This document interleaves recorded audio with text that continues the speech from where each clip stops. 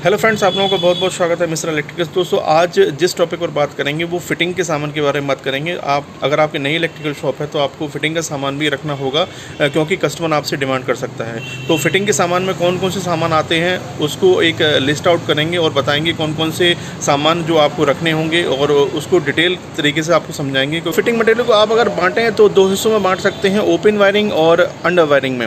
Open wiring के लिए आपको केसिंग कैपिंग चाहिए होंगे, केसिंग पिन हो गया, और जो इसका ओपन वायरिंग का मटेरियल रहता है जिसमें कि टी हो गया, एल हो गया, कपलर हो गया, एक्सटर्नल और इंटरनल, और इसी तरीके से आपको स्क्वायर बॉक्स वगैरह भी रखने होंगे। और ओपन वायरिंग में आपको गैंग बॉक्स रखना होगा जो ओपन वायरिंग में यूज़ होता है। और अगर बात की जाए अंडर वायरिंग की, जिसमें हमारे कंड्यूट पाइप्स वगैरह यूज़ होते हैं जो 6 kg, 8 kg और 10 kg के जो अपने वॉल वगैरह में लगाए जाते हैं। और इसी तरीके से जो लेंटर में जो पाइप यूज़ होता है वो 14 kg और 16 kg का यूज़ होता है, वो आपको रखना होगा। और उनको जोड़ने के लिए जो बैंड यूज़ होते हैं वो हैवी बैंड होते हैं, लॉन्ग बैंड होते हैं, वो भी आपको रखना होगा। और इसके साथ ही जो वॉल में जो बैंड वगैरह यूज़ होता है वो लाइट बैंड होता है, वो आपको रखना होगा। फिटिंग मटेरियल की बात की जाए तो आपको डीप जंक्शन बॉक्स रखना होगा जिसमें डीप लाइट लगती है, जो मोस्टली आजकल थोड़ा कम ही लगती है। और इसी तरीके से आपको जंक्शन बॉक्स रखना होगा जिसमें होल्डर वगैरह लगा जाता है, जो वॉल फिटिंग में आपका यूज़ होता है। आपको फ़ैन बॉक्सेस रखने होंगे और इसके साथ ही आपको कंसील्ड बॉक्स रखने होंगे जो फिटिंग मटेरियल में बहुत ही अहम रोल अपना अदा करते हैं। आपको फ़ैन बॉक्स के साथ साथ आपको फ़ैन कवर रखना होगा, जंक्शन कवर रखना होगा, जो इस फिटिंग मटेरियल में शामिल होता है।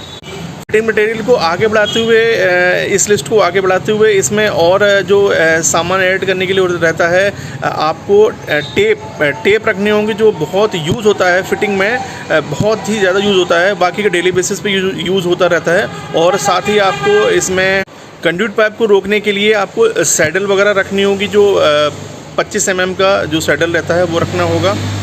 तो आप इस तरीके से दोनों ही तरीके की वायरिंग का आप फिटिंग मटेरियल आप अपने शॉप पर रख सकते हैं।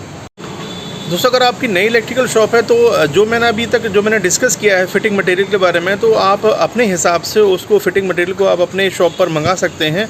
और आपको दो तरीके की आपको वैरायटी मेंटेन करनी होगी जिसमें आप कस्टमर को सेटिस्फाइड कर दें कि आपको जैसे कि कंसील्ड हो गया, फ़ैन बॉक्सेस हो गए और पाइप हो गए, तो आपको 2-3 तरीके वैरायटी आपको रखनी होगी जिसमें कस्टमर एक तरीके से उसको चूज़ करने के लिए एक ना प्रोडक्ट मिल जाता है जिसमें ना वो अपने हिसाब से वो चूज़ कर सकता है, तो जिसमें आपको भी समझाने में उसको आसानी रहेगी।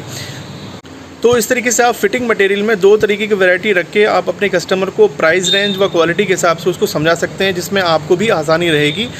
कस्टमर इस तरीके से आपको वहाँ सर आपसे प्रोडक्ट वगैरह लेके ही जाएगा। तो दोस्तों, अपनी नई इलेक्ट्रिकल शॉप के हिसाब से आप अपने फिटिंग मटेरियल को आप अपना जितना आपको रिक्वायरमेंट है उस हिसाब से आप अपना मटेरियल मंगवा सकते हैं। जितनी आपकी खपत हो रही हो, जितने आपके सेल आउट हो रहा है उस हिसाब से अपना मटेरियल रखिए। ज़्यादा इसको जमा करने का या सेव करने का ज़रूरत नहीं रहता है। आप उतना ही मटेरियल मंगाइए जितना आपको ज़रूरत रहता है। और दोस्तों, इस तरीके से आपको वीडियोज़ वगैरह मैं लाता रहूँगा और अपने अनुभव वगैरह शेयर करता रहूँगा। आप हमारे वीडियो को लाइक करिए और चैनल को हमारे सब्सक्राइब करिए। Thanks for watching.